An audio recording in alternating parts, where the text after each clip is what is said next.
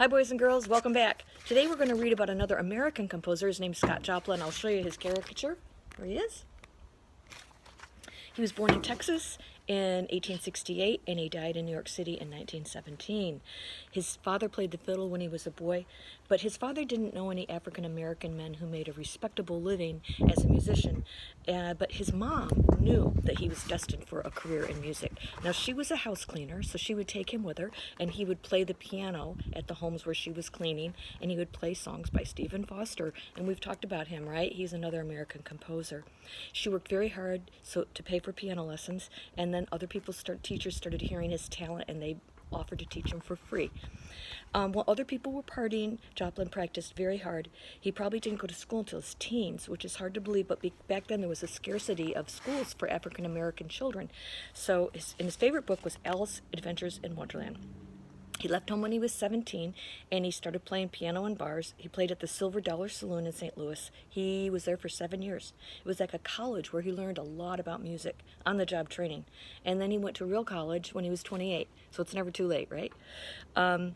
Every time he returned to St. Louis, they would greet him with a parade, so he was very well loved and respected.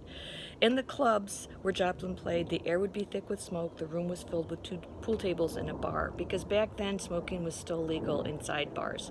Hanging gas lamps would shed a little light toward the piano, and usually people would talk so loud you couldn't hear the music. Except when Scott Joplin was there, people did not talk, they would listen.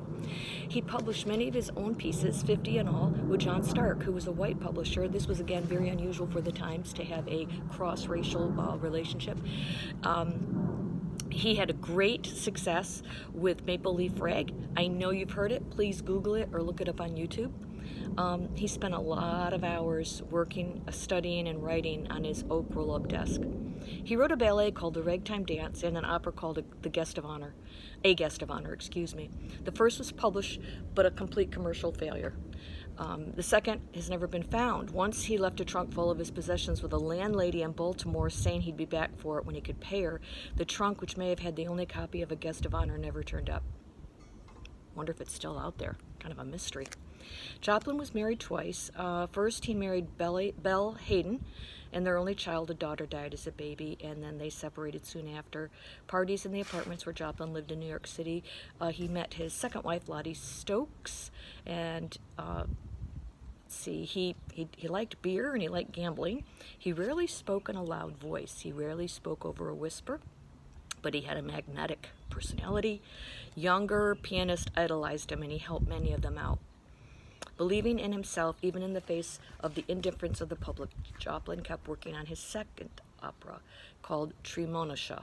I hope I'm saying that right. If I'm not, I apologize. He burned some unfinished works, including a symphony. He wanted to make it with opera or not at all.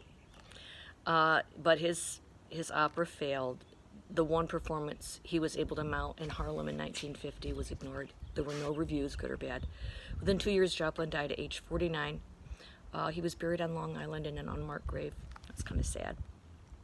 Over 50 years later, albums of Scott Joplin's music represented 74% of the top-selling classical records. So he wouldn't be penniless nowadays. Then the second performance of the opera that he wrote, Tremonisha, if I'm saying it wrong again, I apologize, took place 57 years after the first at the Atlantic Symphony Hall in 1972, and it was considered the first truly American opera. It was awarded a Pulitzer Prize in 1976, so he was the recipient of a Pulitzer Prize. It's just that he passed away. Joplin's gravestone now reads, Scott Joplin, American composer. So there you have it. Until we meet again, have a great day.